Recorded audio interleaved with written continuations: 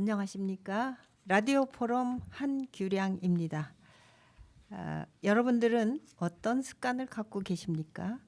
좋은 습관과 나쁜 습관의 전쟁 속에서 좋은 습관을 승리로 이끌기 위해서는 반드시 의지력이 필요합니다.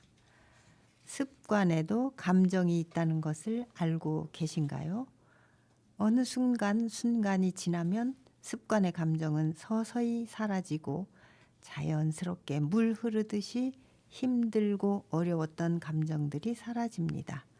이런 느낌이 들었다면 완전히 좋은 습관을 만들었다는 징표입니다. 오늘도 깜빡 잊은 그대여, 좋은 습관을 만드는 습관만큼은 잊지 말아요.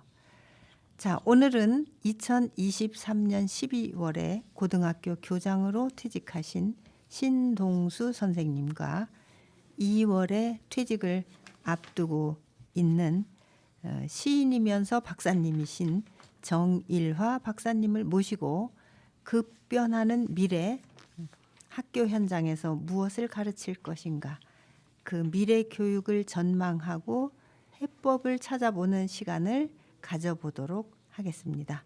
신동수 선생님, 정일화 박사님, 라디오 포럼 청취자들께 인사 소개 부탁드리겠습니다.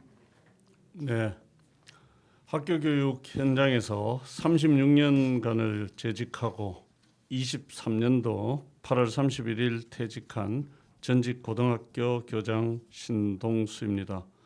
교육활동 기간 동안 학생들의 생활지도, 학습지도, 진학지도 및 학생들의 심리정서적 치유와 학력 향상을 위해서 열심히 노력해 온 바 있습니다. 네, 우리 정일화 박사님. 예, 안녕하세요. 반갑습니다. 첫 인사드립니다. 저는 1985년에 교단에 서서 한 횟수로 40여 년 교직에서 아이들과 잘 지내고 올 2월 말 퇴직을 앞두고 있습니다. 여러분 반갑습니다. 예. 네, 두 분 36년, 40년 뭐 강산이 서너 번씩 바뀐 그런 세월 교직에 몸담고 계셨네요. 그래서 오늘은 미래 교육을 전망해보고 또 그 해법을 찾아보는 이야기로 시작을 해보겠습니다. 장기적 경기 침체로 절박한 경영 위기에 서 있는 기업 CEO들의 고민이 점점 깊어지고 있습니다. 사상 초유의 위기 상황에서 위기를 극복하기 위한 CEO들의 키워드는 바로 미래 먹거리를 확보해줄 인재를 발굴하는 것이다 라는 이야기를 했습니다. CJ그룹 회장은 지금의 위기는 외부 충격에 의한 일시적 위기가 아니라 현실에 안주하고 자만하는 내부적 요인에 의한 것이라며 심각한 우려를 표했습니다. CJ그룹 회장은 최고의 인재 양성과 적재적소의 배치, 책임지는 문화 확산, 도전할 수 있는 환경 조성 등의 필요성을 강조하였습니다.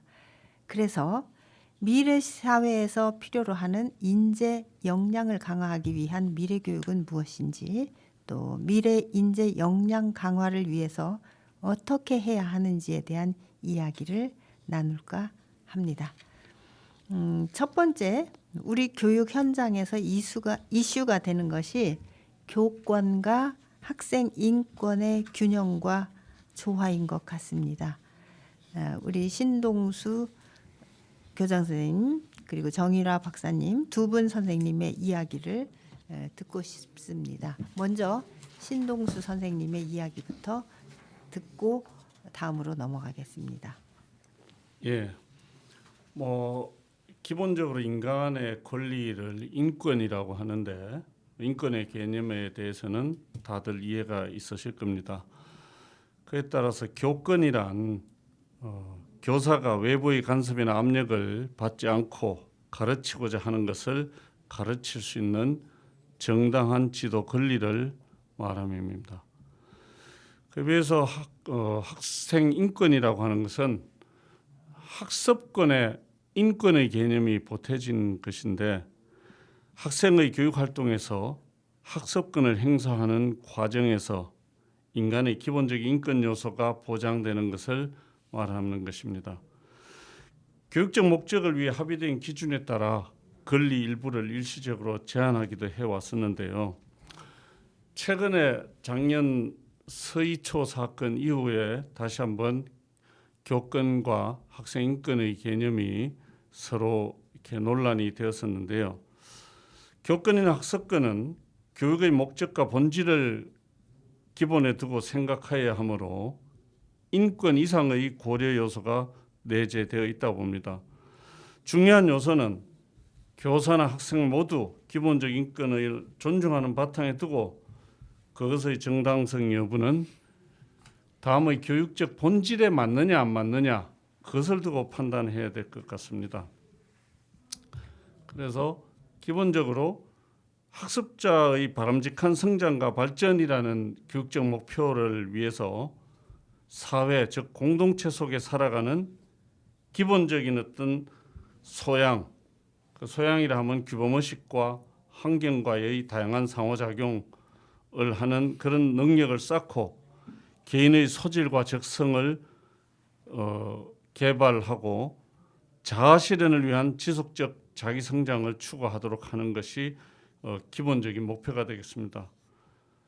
그래서 우리 사회에서 흔히 교권과 인권은 대립적인 것이라는 관점에서 교권을 지키기 위해서는 학생 인권을 제한해야 된다라고 얘기하고 학생 인권을 위해서는 교권을 서로 제한해야 된다 이렇게 얘기하기도 하는데 이것은 서로 대립적인 것으로 생각하지는 않습니다. 또 제한적인 것으로도 생각하지 않습니다. 교권의 보장이 학생 인권의 제한 요소가 아니고 학생 인권의 보장이 교권의 보장의 제한적인 요소가 될 수가 없습니다. 중요한 것은 교육의 본질 추구를 위해서는 교권도 학생 인권도 존중되어야 하고 학습권의 보장을 위해서도 교권과 학생의 인권은 존중되어야 됩니다. 네. 지금 말씀 여러 가지 많이 하셨는데 제가 듣기로는 그 교사의 교권과 학생의 학습권이 대립되는 것이 아니다라는 말씀을 지금 하신 것 같습니다. 그럼 우리 정의라 박사님께서는 어떻게 정의를 하고 계신지 한번 좀 말씀 듣겠습니다. 네, 지금 말씀하신 바에 공감을 합니다. 그러니까 교육할 권리와 교육받을 권리는 일체한다고 생각합니다. 생각의 차이는 있겠지만 만고불변의 진리라는 생각이 듭니다. 또한 인권은 우리 타고난 천부적 인권이기 때문에 그 무엇하고도 바꿀 수가 없고 그 무엇이 무시할 수 없는 그런 소중한 가치입니다. 따라서 교육할 권리, 교육받을 권리, 그 인권은 한 본체라고 생각을 합니다. 네, 고맙습니다. 제가 생각해도 인권이라고 하는 것을 기본으로 하고 공부할 권리와 가르칠 권리 이렇게 나눴을 뿐이라는 생각이 듭니다. 이렇게 진솔한 이야기를 나눠봤는데 결과적으로 이 교권과 학생 인권이 반대말이 아니다. 그래서 학생의 자유와 권리를 보장하고 교사의 교육 활동을 인정하는 기본적인 인권에 대한 성찰이 필요하다 하는 말씀을 하신 것 같습니다. 다음은 AI 시대 더 중요해진 인성교육의 미래를 대비하는 방안을 좀 논의를 하고자 합니다. 인격에 대한 존중, 신뢰의 소통, 공동체의 가치 등을 포용하는 인성교육을 위해서 교사와 학부모 그리고 학생이 함께 노력해야 한다고 생각을 합니다. 오늘날 AI 시대의 디지털 윤리와 인성교육의 필요성은 아무리 강조해도 부족하다고 보여지는데 학교에서 디지털 윤리나 인성교육을 어떻게 진행하고 있는지 두 분 선생님 말씀 듣고 다음 넘어가도록 하겠습니다. 우선 신동수 선생님 먼저 말씀해 주시죠. 우리 사회에서 인성이라는 말처럼 다양하게 정의되고 말해지는 것이 아마 없을 겁니다. 말하는 사람들이 어떤 입장과 관점에서 말하느냐에 따라서 여러 가지로 해석을 하고 있는데요. 저도 여기에서 흔히 많이 논의하는 두세 가지를 말씀드리면은 인성교육이라고 하는 것은 인간관계와 관련된 먼저 인성의 개념을 좀 풀어 설명하고 정리하겠습니다. 인성은 사람의 성품 또는 인격을 말합니다. 특정한 개인이 생각하고 느끼고 행동하는 독특한 방식으로서 선천적이고 또 후천적인 행동 특성을 말합니다. 그래서 인성은 다른 사람과의 상호작용을 통해서 뚜렷이 드러나게 됩니다. 그럼 그러한 인성을 교육한다고 하는 것은 인간관계와 관련된 덕목과 도덕적 판단에 필요한 능력을 교육하는 것이고, 학교 교육 또는 학교 밖 교육에서 인성 가치의 덕목을 내면화하고 의사소통 능력과 갈등 해결 능력을 익히게 함으로써 핵심 가치와 덕목을 갖춘 민주 시민을 양성하는 교육을 갖다가 말합니다. 그러면 그 디지털 윤리 교육이라고 하는 것은 인성 교육의 범주 안에서 어떻게 적용될 수 있을까요? 디지털 윤리라고 하는 것도 결국은 인성 교육과 인성이라는 것이 다양한 인간관계 속에서 상호작용하면서 나타나는 그런 어떤 그 양상이라고 볼 때, 결국은 오늘날 기술이 발달하면서 디지털 사회 또 AI가 생활 속에서 우리가 적용되는 그러한 시대를 살고 있기 때문에 그 과정에서 나타나는 관계에 직접적이든 간접적이든 일어나는 그 관계 속에 적용되는 윤리를 말합니다. 네. 시인이면서 박사님이신 우리 정일화 박사님께서는 이 분야에 더 감성적인 정의를 좀 해주실 것 같아서 기대가 됩니다. 예. 지금 떠오르는 그 화면이 예전에 그 애플, 삼성 이런 회사가 시를 인용을 해서 광고를 하는 걸 봤거든요. 그러니까 어떻게 보면은 첨단과 어떤 전통적인 시가 조화를 이루는 거죠. 그러니까 디지털일수록 어떤 우리 인간의 본질적인 감성 이것을 좀 강조하고 관련이 있다라는 것을 나타내려고 한 것 같습니다. 따라서 디지털 윤리교육이라는 것은 이 디지털이 발전할수록 인간다움을 잃지 말아야 된다. 거기에 방점을 찍고 교육을 해야 된다. 윤리교육을 해야 된다. 이렇게 생각을 합니다. 네, 저도 동감입니다. 그럼 다음 질문 이어가겠습니다. 팬데믹의 장기화로 비대면 시대의 일상이 되어버린 교육 신조어가 있습니다. 에듀테크라고 합니다. 에듀케이션의 에듀와 기술을 이야기하는 테크놀로지의 합성어로 스마트 기기, PPT, 패들렛 등 에듀테크를 활용한 모든 교육을 포함하고 있는데요. 교육부는 디지털 교육의 핵심 정책으로 교사 연수와 또 에듀테크 생태계 조성을 제시하였죠. 학교 현장에서 에듀테크 생태계가 어떻게 조성되고 있는지 두 분 선생님 말씀 듣겠습니다. 역시 신동수 교장 선생님 먼저 한번 말씀을 해주시면 좋겠습니다. 에듀테크 생태 환경 조성은 물리적인 환경 조성과 소프트웨어적 환경 조성으로 나누어서 잘 준비되고 있습니다. 특히 에듀테크 환경은 다음과 같이 5가지 정도로 우리가 구분할 수 있는데요. AI 기반의 어떤 교수학습 플랫폼을 활용할 수 있도록 준비하고 이것을 갖다가 적용할 수 있도록 하는 것. 그리고 에듀테크 활용의 맞춤형 교육을 활성화하는 것.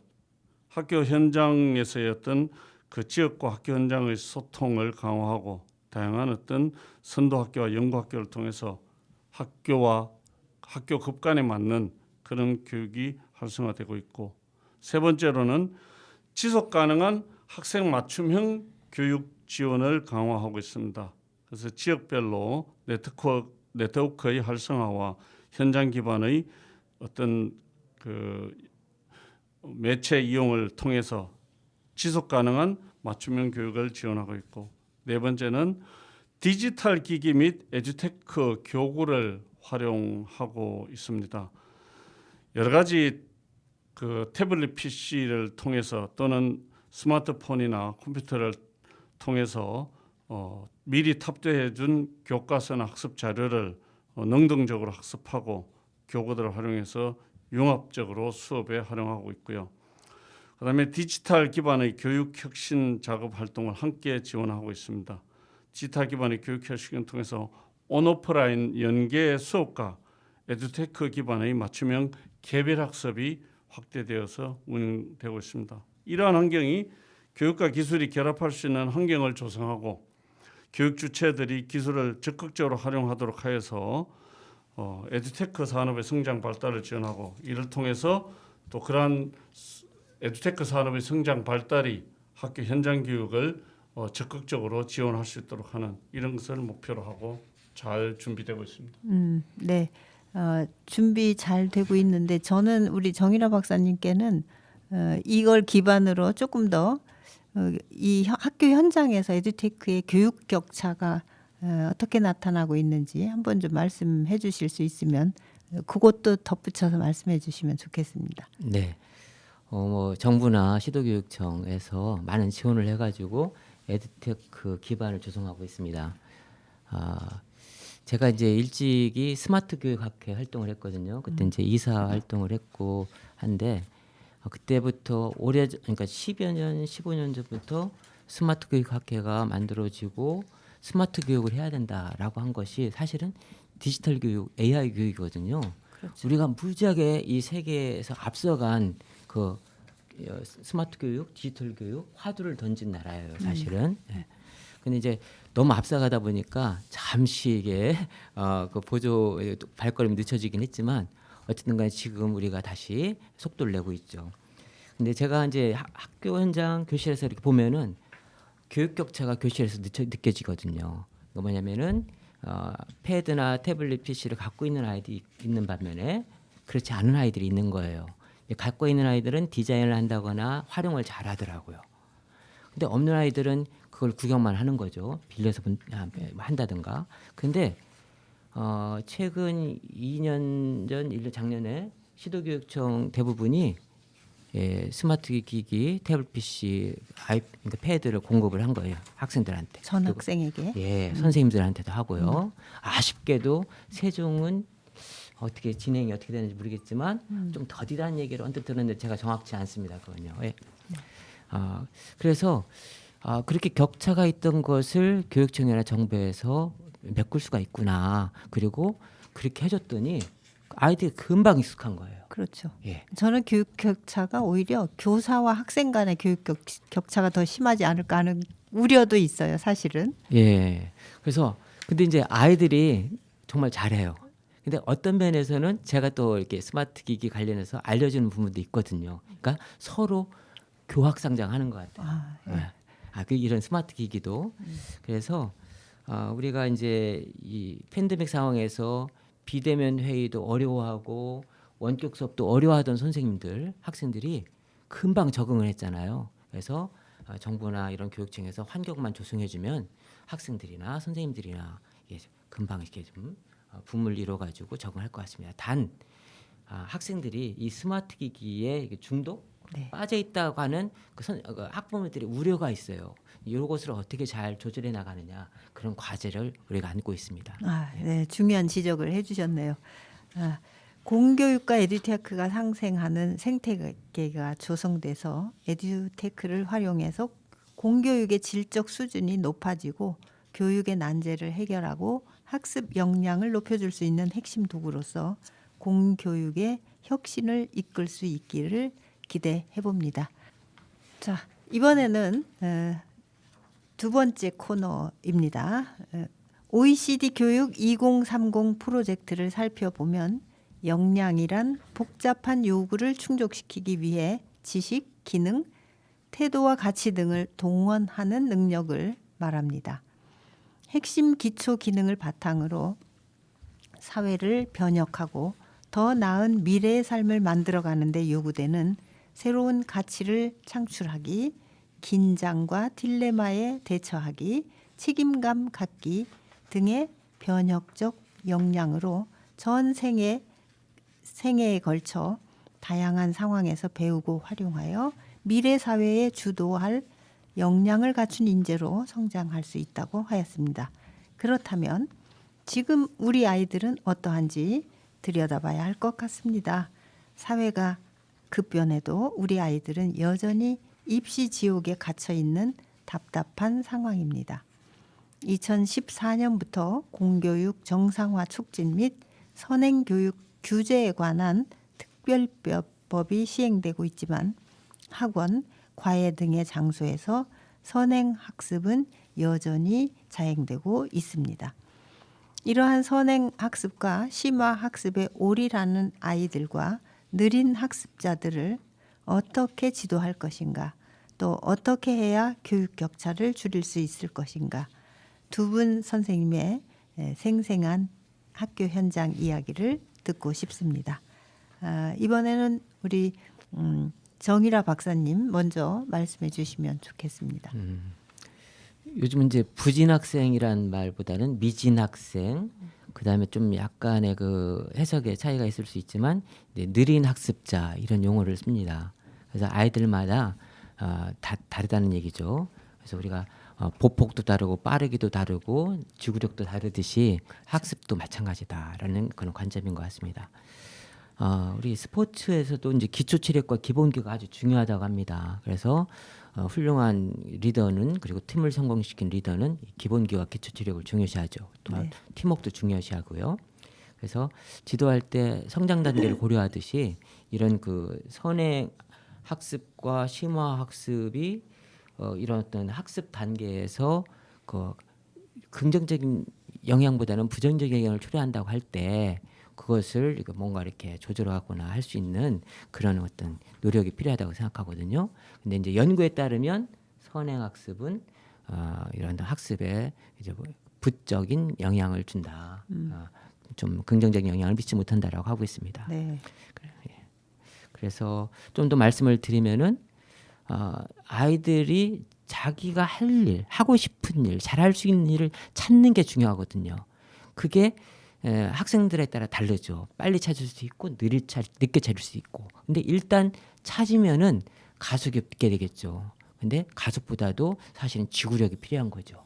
요즘 노벨 과학상도 70세, 80세 이후에 받는 일이 아주 흔한 일이 됐거든요. 맞습니다. 예, 그래서 대기만성이라고 본인이 어떠한 일을 찾고 그것을 꾸준하게 할 때 성취가 나오거든요. 그래서 아이들한테 선행학습이나 이른 나이에 심화학습보다는 진로를 찾게 하는 일, 그렇죠. 이게 가장 중요하다고 생각합니다. 그리고 그 찾은 길을 포기하지 않고 끝까지 가는 어떤 퍼시스턴스라고 영어로 하죠. 인내력, 지구력, 이것을 길러줘야 되는 것이 심화학습이나 선행학습보다 더 우선돼야 된다고 생각합니다. 네. 좋은 말씀 아주 귀담아 듣겠습니다. 우리 신동수 선생님 한번. 저도 정일화 박사님 의견에서 공감 가는 것이 학습자들에게 자기가 좋아하는 일, 잘하는 일을 먼저 기반에 두고 무엇을 할 것인가 하는 목표를 정하면은 강한 동기가 형성돼서 열심히 공부를 할 수 있으리라고 생각합니다.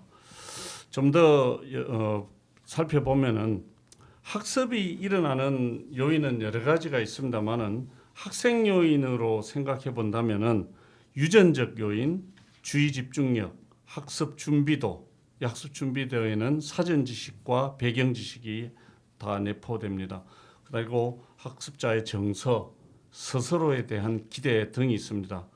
유전적인 요인을 제외한 나머지 요인들을 잘 갖추려면은 학습자의 내가 어떻게 학습하는지에 대한 이해가 필요한데 아주 자세히 풀어서는 설명하지 못하겠지만 시간 관계상 특히 중요한 것이 집중력, 배경 지식, 정서인데요. 학습자가 집중력을 갖기 위해서는 먼저 그에게 주어지는 정보가, 즉 학습 내용이 의미 있는 정보여야 되고 또 하나는 학습자가 이해가 가능한 것이어야 됩니다.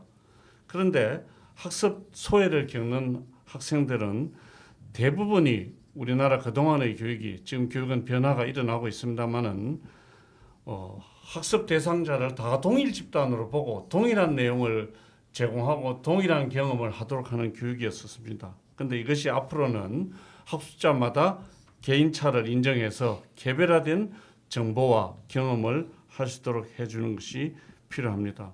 학습자 내가 배경 지식이나 이런 것들이 없다면은 새로운 지식과 정보를 받아들이는데 과부하가 걸린다 그럴까요?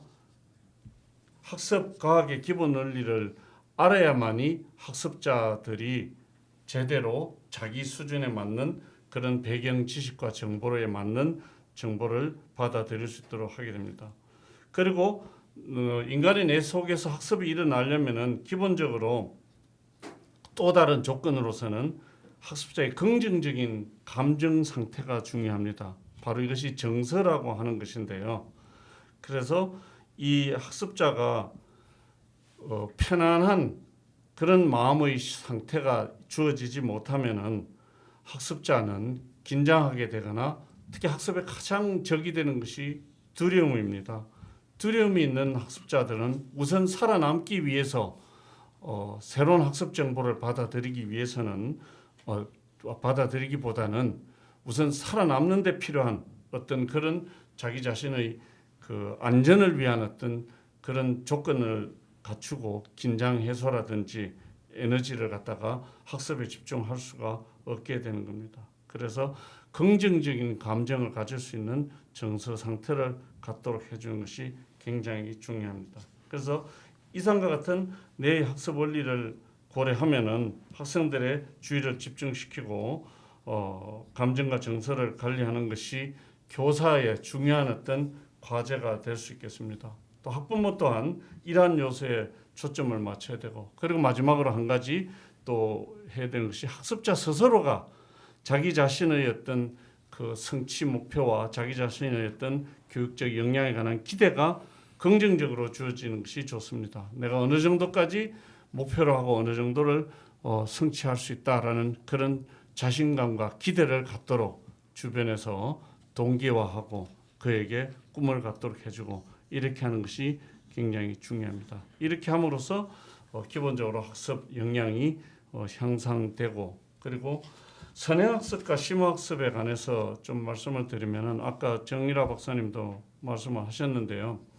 선행학습을 한다고 해서 그것이 다 모든 학습자에게 도움이 되지는 않습니다. 경우에 따라서는 급히 먹는 떡이 체할 수도 있고요. 원래 과거의 선행학습은 공부를 잘하는 학생들이 좀 더 성장하기 위해서 했었는데 최근에 와서 경제 사정도 좋아지고 또 학교 교육에 있어서 효율적인 그런 어떤 학습 수행을 못하다 보니까 거의 모든 학습자들이 선행학습을 하고 있는데 실제적으로 학습에 좋은 영향만 끼치는 것은 아닙니다. 결손 보강이나 숙달 보충학습이 더 시급한 학생이 자존심 때문에 보충학습을 하고 또 방학 내내 잘 알아들을 수도 없는 선행학습을 하는 것은 바람직하지 못합니다. 그래서 선행학습은 학력이 떨어지는 학생들의 경우에는 돈과 시간만 낭비한 채 그 파도에 부서지는 모래성처럼 시간이 지나면은 남는 것이 없이 다시 원점에 서게 되는 것입니다. 네. 두 분 선생님 말씀 들으면서 제가 잠깐 저희 친구 이야기가 생각이 났어요. 초등학교 선생님이었는데 본인이 퇴직을 하고 나서 가장 학생들한테 미안하다라고 생각한 학생이 있대요. 그 부류가. 그게 본인이 교육 현장에서 공부 잘하는 아이들을 기준으로 교육을 하다 보니까 중간에 있는 학생들, 눈에 띄지 않고 그냥 평범하고 학교에서 문제도 일으키지 않는 그 중간에 있는 아이들한테는 정말 돌봄과 보살핌을 하나도 주지 못했다. 오히려 아주 잘하는 학생 아니면 아주 못하는 학생을 위해서 굉장히 열심히 그 현장에서 그렇게 했는데 중간에 다수에 뭉쳐 있는 그 학생들한테는 너무 소홀했다라는 표현을 할 정도로 관심 받기였다라는 이야기를 하면서 항상 학교 현장에서 손해 보는 아이들은 그 중간에 있는 지적되지 않는 아이들이었다라는 그런 이야기를 하는 걸 들으면서 저 역시도 교육 현장에서 잘하는 학생과 못하는 학생의 사이에 있는 발굴되지 않은 인재 그 학생들을 위해서 굉장히 저는 나름대로 노력을 하고 그 아이에게 자존감을 줄 수 있는 무언가를 던져주어야 한다는 생각을 했는데 역시 저도 대학교육 현장에서 보니까 혁신교육법이라고 하는 게 있어서 그냥 정해진 커리큘럼 안에서 달려가는 그 스케줄대로 가야 되는 그런 현실에 굉장히 회의감을 느꼈던 적이 있습니다. 이 아이들에게 교양서로 영화라도 또는 어떤 다른 책이라도 시라도 읽게 하고 그걸 낭독하게 하고 그러면서 감성을 키워내는 그런 시간이 필요한데 그냥 아이들도 매주 주어지는 퀴즈, 매주 주어지는 과제 하느라 다른 여벌의 책을 읽을 시간이 없었다라고 하는 게 지금 굉장히 안타까운 현실이다 이런 생각이 듭니다. 그래서 두 분 선생님께 경험담을 한번 듣고 싶어요. 내가 여지껏 교육 현장에서 좀 마음에 걸리는 학생이 어떤 학생이 있었는가 한번 좀 떠오르는 학생이 있으면 그 사례를 듣고 그때 내가 어떻게 했으면 좋겠다라는 생각이 있었는지 한번 말씀을 좀 듣고 싶습니다. 우리 정일화 박사님. 저는 교실 내에서 이렇게 딱 그 뭔가 소홀하게 해서 이렇게 제가 떠오르는 생각은 지금 나지 않고요. 대신에 말씀을 드리면 안타까운 제자들이 떠오르죠. 고등학교 1학년 때 갑자기 사라져서 지금까지 소식을 못 들은 학생도 있고 그래서 제가 역할을 잘 못한 거 아닌가 부족하게 한 거 아닌가 이렇게 돌아보게 되더라고요. 갑자기 사라진 학생의 경우는 정말 눈에 띄지 않던 학생이었나요? 아니면 뭐 눈에 띄었죠. 예. 차분해도 아이들한테 다 눈길을 주니까요. 그런데 어느 날 이제 사라지고 부모님도 찾고 실종 신고해도 제가 이제 그 아이들 동기들 졸업할 때까지 소식을 못 들었죠. 네, 정말 가슴 아픈 네. 경험이십니다. 우리 신동수 교장 선생님은 저 같은 경우도 많은 그 학생들과 때에 따라서는 함께 어울리고 생활 지도도 하고 학습 지도도 하고 진학 지도도 해보고 했습니다. 근데 가장 학생들이 나중에 연락 오고 지금까지도 만남이 이루어지고 또 제가 정년퇴임 때도 찾아왔던 그런 학생들 같은 경우는 공부뿐만 아니라 학교 생활하면서 다양하게 재미있게 예체능 활동이나 이런 어떤 그 학교 밖 체험 활동 같은 것도 함께 하면서 재미있게 이렇게 지냈던 그런 기억을 가지고 있던 학생들입니다. 그래서 학생들이 야, 니네 전공을 가지고 지금 생활을 하는 생계 수단을 하고 있는 사람 손들어 보라고 그랬더니 의외로 48명 중에서 8명밖에 안 됐었습니다. 그래서 왜 니네들 다 전공 영역에서 일을 안 하고 지금 다른 영역에서 일을 하냐 그랬더니 이미 자기네들이 졸업해서 취업을 하러 나갔을 때는 전공 영역은 포화 상태가 되어서 일자리가 없더랍니다. 그런데도 어때 밥을 다 먹고 살고 직장 생활을 하느냐 그랬더니 그 학생들이 해준 얘기가 선생님께서 늘 학교 생활하면서 삶의 자기 주도적인 의지가 중요하다. 자기에게 주어지는 삶을 스스로 어떻게 개척하고 그것을 헤쳐나갈 것인가 하는 것을 늘 의지를 가지고 이렇게 노력하면 된다라고 한 그 말씀을 기억해서 자기네들은 현실 속에서 최선의 삶에 대응하는 어떤 그런 노력을 해서 다양한 분야를 개척해서 직장 생활하고 또 경제적인 어떤 수입도 얻으면서 가정 생활을 해 나가고 있다. 이렇게 했었습니다. 그러니까 꼭 공부가 다가 아니라는 생각이 듭니다. 선생님 때 저희 제자는 투잡을 하고 있어요. 예. 그래서 밤에 대리운전. 아, 예, 네. 그렇더라고요. 제가 캐나다에서 좀 그 방문 교수로 있었던 경험이 있는데 거기서 만난 제 친구가 남편이 이제 두 번째 만난 남편이었어요.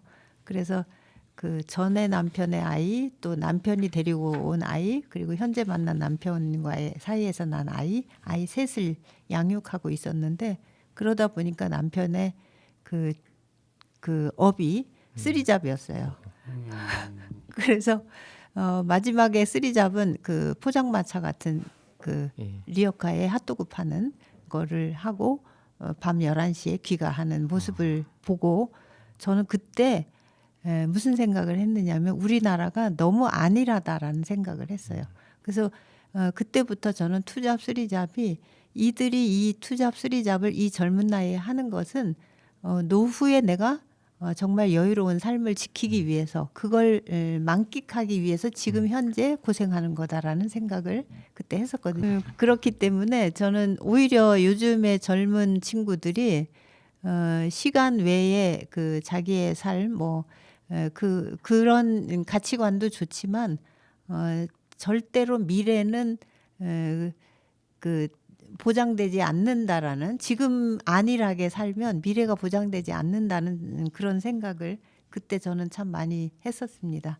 그래서 직업의 그런 그 기성세대가 갖고 있는 직업의 가치관 이거를 좀 넘나드는 그런 일에서 자기 주도적으로 우리 신동수 선생님께서 아이들을 잘 지도해서 전공이 아닌 다른 일도 그 해낼 수 있는 충분히 역량이 다져진 그런 인재가 되었다라는 것에 저는 반갑게 우리 선생님들이 현장에서 잘 지켜주고 있다 이런 생각을 해봅니다. 우리 정일아 박사님께서는 지금 학교 청소년들의 극단적 선택이라든가 또 고립 은둔 청소년이 점점 늘어나고 그래서 청소년의 정신 건강을 지키기 위한 그 정부의 마음챙김 교육 프로그램 이런 것들이 개발되고 운영하겠다라는 발표가 있었는데 실제로 우리 박사님께서는 학교 현장에서 학생들의 스트레스 관리나 심리 정서적 지원을 어떻게 해오셨는지 경험담을 좀 한번 말씀해 주시면 고맙겠습니다. 세 가지 최근에 있었던 네. 비교적 최근에 있던 사례를 들어드릴게요. 하나는 좀 먼 일인데 몇 년 전 제가 이제 수석교사실에서 선생님들이 다 퇴근하고 연구할 일이 있어서 이제 혼자 있었거든요. 근데 한 학생이 왔다 갔다 하는 거예요. 힐끔힐끔 보면서. 그래서 들어와라 하면서 이제 앞에 사탕 주면서 과자 주면서 얘기를 했는데 그날 한 생명을 구한 것 같은 생각이 들더라고요. 예, 어떤 가정 폭력, 네.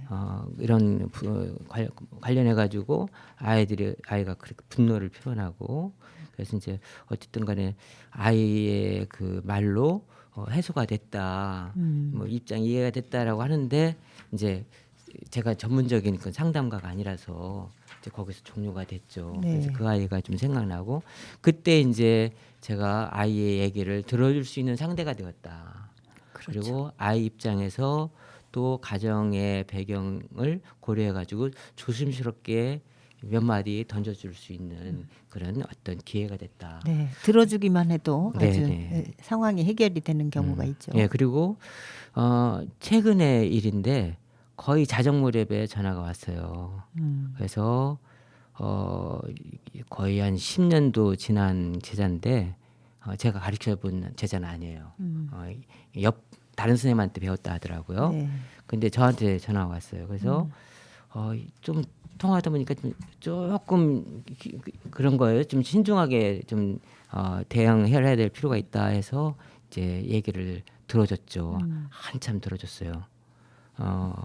그러고 났더니 이제 끊었더니 집에 가정에서 당신 상담가 자질 있어. 그쪽 한번 해봐라. 이렇게 하더라고요. 그런데 이제 아마 그 얘기는 잘 들어줬다라는 그렇죠. 얘기가 되겠죠. 네. 그래서 그때 느낀 게 내가 잘 그래도 했다. 잘 들어줬다라는 생각을 하면서 야, 선생님은 퇴근도 없고 정년도 없구나. 네. 이런 생각도 들더라고요. 네. 예. 그다음에 세 번째는 12월 말쯤에 졸업식을 했어요. 저희 학교는 우리 학교는. 근데 이제 한 학생 마지막 전날 졸업 전날 식사를 학생들하고 같이 했어요. 이제 대교직원들 따로 하거든요. 그래서 이제 학생들하고 하는데 혼자 앉아 있는 학생이 있는 거예요. 그래서 앉았는데 이제 이런저런 얘기를 하면서 어떻게 학교 얘기가 나왔죠. 네. 그랬더니 아직 합격 소식 받은 학교가 없다는 거죠. 네. 그래서 아이가 좀 낙담해 한 듯도 이렇게 보이고 해서 네. 이런저런 얘기하다가 야, 너 성공의 반대가 무슨 단어라고 생각하니? 이렇게 던졌어요. 글쎄요. 그래서 선생님은 포기라고 생각해. 예, 그렇죠. 포기. 네. 예. 이렇게 얘기를 이제 이어갔어요. 근데 아이가 이제 그 다음 졸업식 하고 제가 자리 없는 사이에 와서 편지를 놓고 갔더라고요. 그때 그 편지에 어떤 거냐면 이제 그 얘기를 쓰면서 선생님 또 한 가지 생각났어요. 길은 찾아가는 게 아니라 만들어가는 거라는 생각이 들어요. 네. 그래서 제가 작곡을 좋아하고 잘하는데 블로그 활동도 한번 해보고 뭐 이렇게 한번 뭔가 이렇게 해보려고 그래요. 일을 이렇게 썼더라고요. 그래서 그때 제가 특별하게 어떤 그 상담가적인 전략 이게 아니라 그 위로해주고 들어주고 아이가 기운을 차리게끔 하는 이런 역할을 한 것이다라고 이제 생각이 들거든요. 그래서 네. 선생님들이 필요하다 싶어요. 네. 다시 한번 그 학생한테 응원을 메시지를 전해야 되겠네요. 네. 희야, 너의 길을 응원한다. 좋습니다. 우리 선생님들은 이 시적 감성, 공감적 능력을 키우는 것이 필요하다는 생각이 들고요. 우리 시인이면서 박사님이신 선생님께서 또 상담을 직접 배우지는 않았지만 그 공감적인 능력을 충분히 발휘하신 것 같습니다. 자, 그래서 우리 선생님들의 경험담까지 들어봤습니다. 이렇게 선행 학습을 통해서 또는 심화 학습을 통해서 또는 그렇지 못한 학생이든 자신의 생활에 대한 자신감 또 자기 주도적인 그런 학습 방법 이런 것들이 결국 졸업을 하고 나서 직업 현장에 나섰을 때 어떤 안정적인 생활을 유지할 수 있는 그런 기반이 될 거다라는 생각이 들고요. 아까 우리 정일화 박사님께서 말씀하신 기본기와 기본 체력 말씀하셨듯이 우리 학교 현장에서는 최소한의 어떤 고난이 닥치더라도 기본기와 기본 체력을 가지고 버텨낼 수 있는 그런 인재 양성 이것들이 좀 필요하지 않나 하는 생각이 듭니다. 그렇기 때문에 학생과 학부모들은 선행 학습의 유혹을 좀 물리치고 공교육에 기반한 기본기를 다지는 그래서 기본 체력을 다지는 그런 인재로 거듭나 주시기를 부탁드립니다. 자, 마지막으로 사람의 뇌는 일상성과 예측 가능성을 갈망한다고 합니다.